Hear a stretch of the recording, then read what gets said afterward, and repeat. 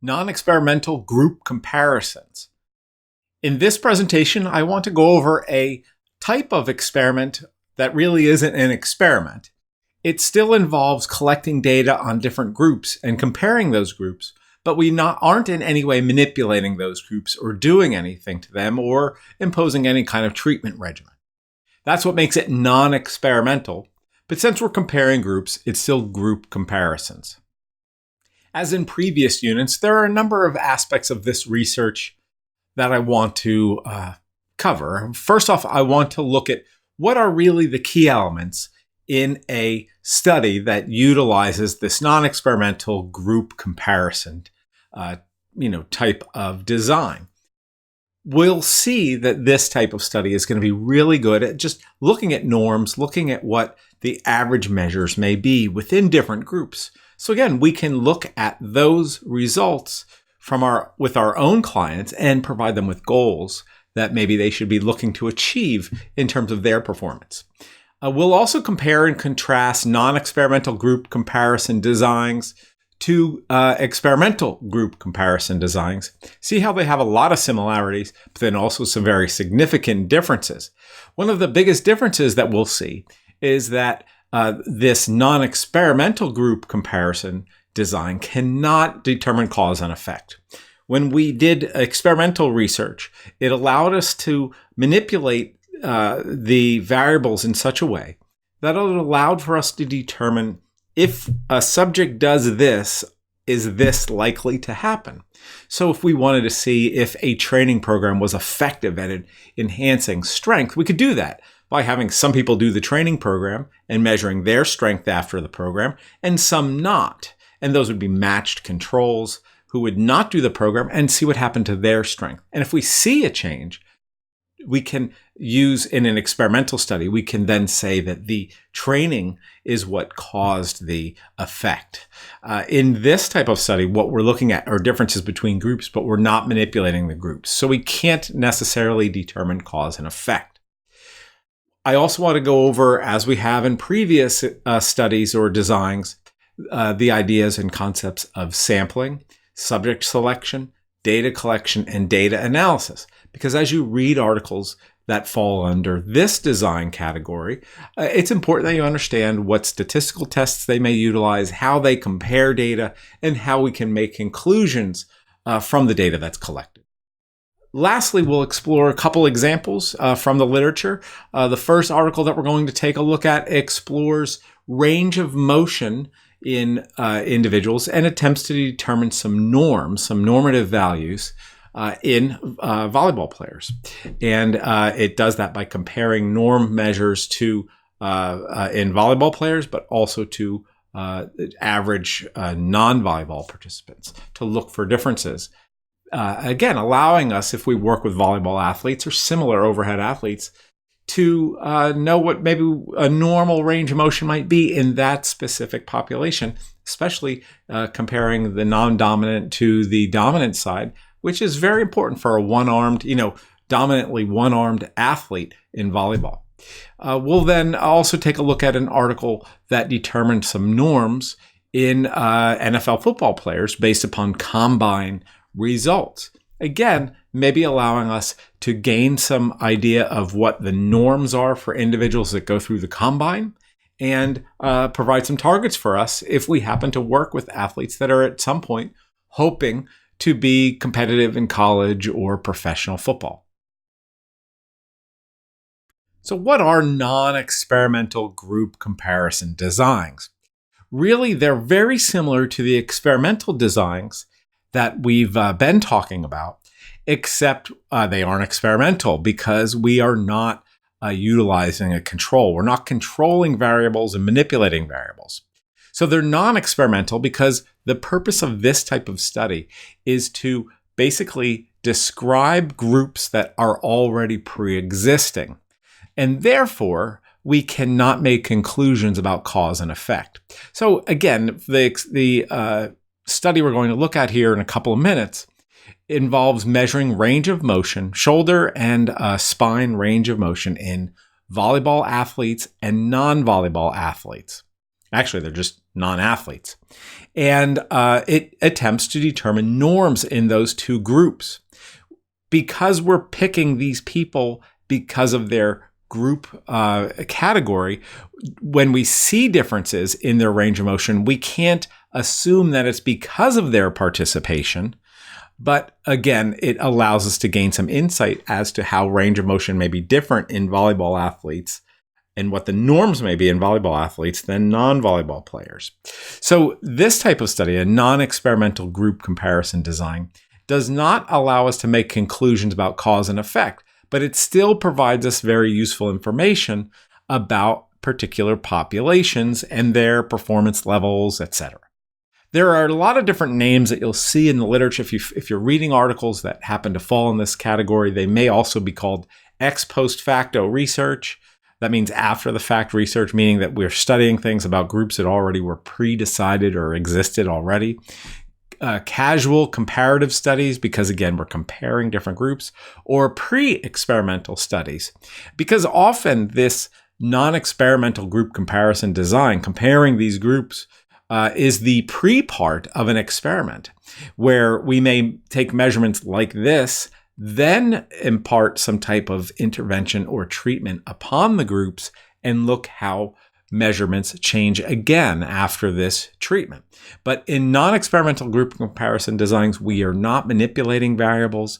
We are just using pre-existing groups and to a great extent describing some aspect or some measurement about these groups and then comparing the performance of these two groups. In our field, this type of research is used pretty frequently. Often it's used in studies that are attempting to determine norms. So you see a lot of studies, especially from the NSCA, ACSM, where individuals are trying to, the researchers are attempting to describe a population and some aspect of their performance or some aspect of their physiological functioning. So these studies aren't attempting to find cause and effect. They're wanting to determine what normal ranges may be in a particular measure within one or multiple populations.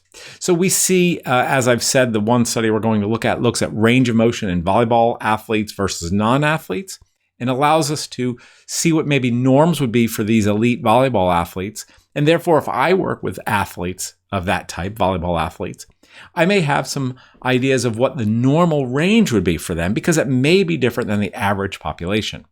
40-yard sprint times among different positions in football players or different sports also could be a study that would evaluate norms and so on. And really any physiological measure like vertical leap, long jump, etc., could all be things that could be measured in this type of a research study. There have been a lot of studies looking at endurance athletes and, these elite endurance athletes, what aspect of their physiological function maybe is what allows them to perform at such a high level. And again, have resulted in studies that maybe measure VO2 max in different athlete populations, 12-minute run times or distances, 1 mile race times, 200-yard dash times, and so on. All of those things could be studies that could be conducted at determining norms and then can be used by us, the clinicians, to provide goals for our clients, our athletes, the people we work with, to, again, try to get to a level that is appropriate for whatever level of athletics they want to participate in. There are studies that compare pre-existing groups. So again, looking and comparing athletes of one type to another, comparing performance of males and females in different aspects of performance, comparing vertical jump height in high school and college volleyball athletes, can all look at these different groups and allow us to determine norms. Or in the last example, look at aspects of maturation. How do vertical jump ability, how does it change over time as a person participates at a higher level of athletics? And again, allows us to kind of get a glimpse into this aspect of performance and how it changes over time. These studies are really, as I said before, really going to be useful for us in determining training goals, maturation effects, and identifying movement deficiencies.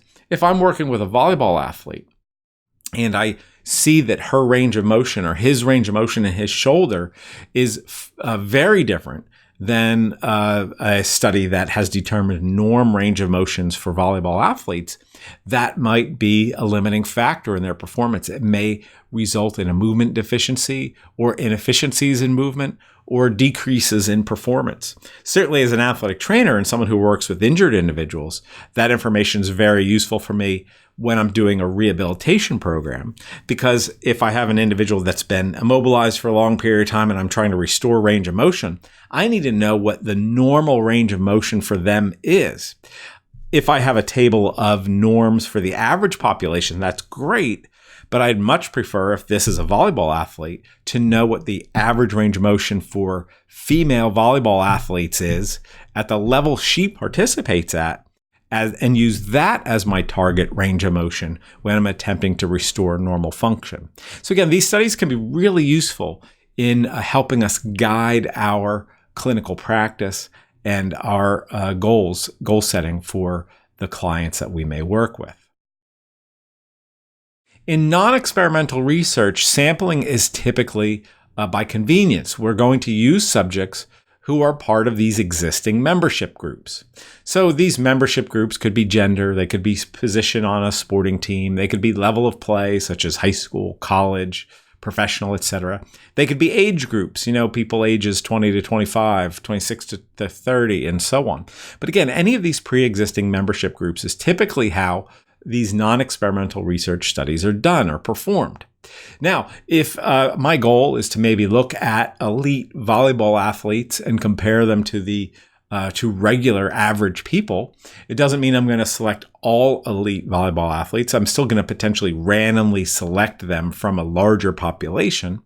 But again, I'm not randomly assigning them to these membership groups, and I'm not manipulating anything for them. So group assignment in these types of studies, non-experimental research, is not controlled by the researcher, aside from the fact that you may randomly assign or randomly select people from these pre-existing groups.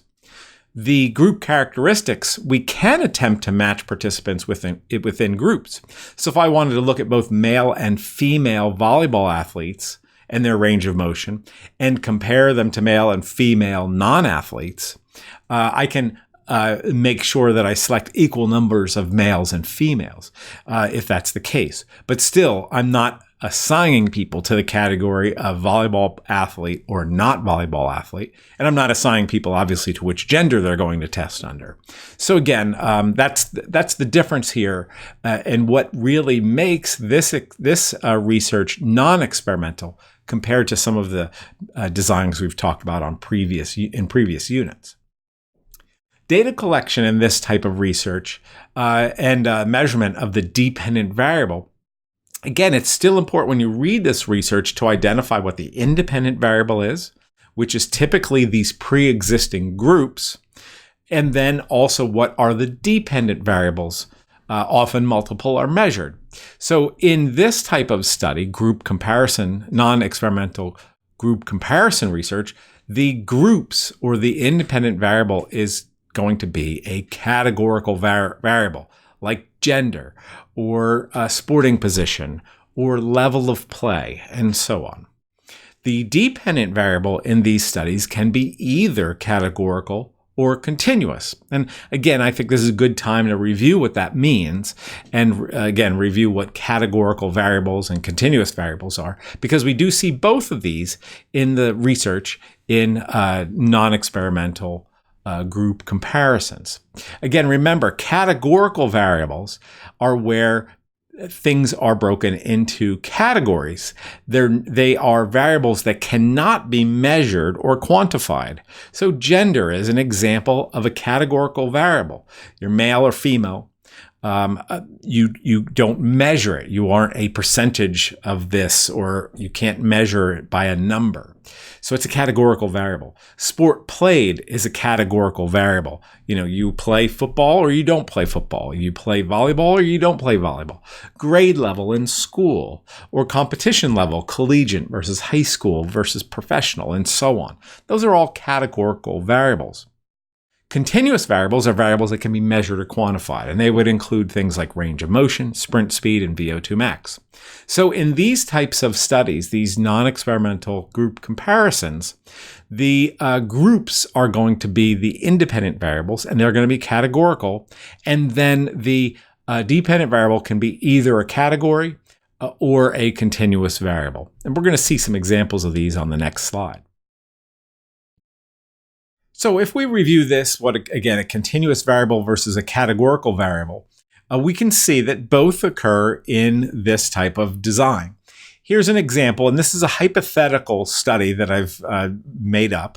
Again, a study where we've had a dependent variable, that's a categorical variable. And then another hypothetical study where we have a dependent variable as a continuous variable. So maybe you work for the U.S. Air Force and you are in charge of I think they call them airmen at the base and airwomen at the base, and you are in charge of their physical fitness. And you want to measure how well they do on their physical fitness test. One aspect of the physical fitness test is a sit-up test. I believe it's how many sit-ups they can do in a period of time. And these are the minimum component requirements. I have no idea if this is accurate. I just got this off the internet, but it gives us some numbers. So depending upon the person's age, this is how many sit-ups they should do. I just want to look, though, at my base. I just want to look at how many sit-ups both the men and the women do and be able to compare them. Now, one thing that I might be interested in is to determine the pass rates of male and females in the U.S. Air Force on the sit-up test. So if I was to examine this would be an example of a non-experimental group comparison design, because I want to compare two groups on some measure and report their performance. In this case, I want to just know how many passed, how many failed the sit-up portion of the test. So my independent variable would be gender. And the gender would have two levels. So this is the factor. There's two levels of the factor. We talked about this in the factorial research unit. And those two levels are male or female, right? So this is a categorical variable that we're using as our independent variable. Breaks the people into one of two categories. The dependent variable is, in this first example, is test result. So I want to know for each person, did they pass or did they fail? So the dependent variable in this example is also categorical. It's called test result. The factor is test result, and the levels there's two, and the two levels are either you pass or you fail. Okay, so I could gather that data. I could get 100 men and women, 50 of each potentially, randomly pick them from a list of soldiers here at this base, and make a table with that data. And that would be an example of a study that has the dependent variable as a categorical variable. A similar thing that I could study, maybe I'm not as interested in whether they pass or fail. I want to see how well they do overall. How many sit-ups can they do? Because, yeah, a lot of people may pass and only a handful fail, but are they passing by a little bit? Are they passing by a lot? And I want to look and see generally what their fitness levels are. If that's the case, maybe I'm not as interested in pass and fail, but I want to know how many sit-ups do they actually do. So this study is to determine the average performance of male and female U.S. Air Force participants on the sit-up test. So I want to see how men are doing and how women are doing. Are they just barely passing, or are they passing by a lot? So the independent variable, same as the other study, is gender with two levels, male, female. The dependent variable in this example is their actual test result, which is how many sit-ups did they do in the allotted period of time. All right. So to go a step further, let's say this is my hypothetical. This is all made up. These are my numbers. This is what the data would look like if I had the dependent variable as a categorical variable. So I found, maybe I chose 50 men, 50 women, asked them if they passed or failed, or I went into their records and looked up, did they pass and fail? And of the 50 women, 39 passed, 78% of them. 11 failed, that's 22%. The men, 32% passed, 32 passed, or 64%, and 18 failed, 36. So when we look at this as a dependent variable that's categorical, pass or fail, I see the women in general did better than the men. When we get to how many sit-ups they actually did, we see that the men on average did do more sit-ups than the women. But again, they didn't get enough because their pass rate or their pass number, their target number is a little bit higher. But that also is important because it shows me again how they do in comparison to one another. Typically, when the dependent variable is continuous, you'll see it reported as a mean with a standard deviation. That's what this number is. So that means the average number of sit-ups that the women did was 43.3, and plus or minus 3 means that again, about 68% of the participants were somewhere within 3.4 of this number. So most of the women fell somewhere between 46, almost 47, and 40 sit-ups, versus the men were somewhere between 64 and 44 on average. So again, that just tells us again a measure of the central tendency.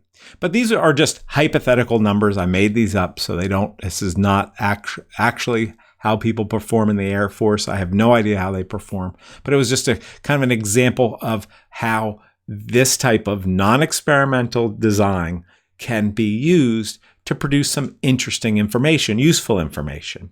Why I say it's useful is, let's say I got a buddy that works at another Air Force base somewhere else. He or she could gather the same data at his or her base and see how they compare to my numbers. And that would allow them to see, hey, are they exceeding my numbers? Are they below my numbers? And again, allow for us to get some comparison and provide some targets for these soldiers in terms of, how many sit-ups should they be doing to be above average? How many should they be doing to be below average, and so on. How do they test for significant differences? Remember, in experimental research, we talked about t-tests and ANOVAs.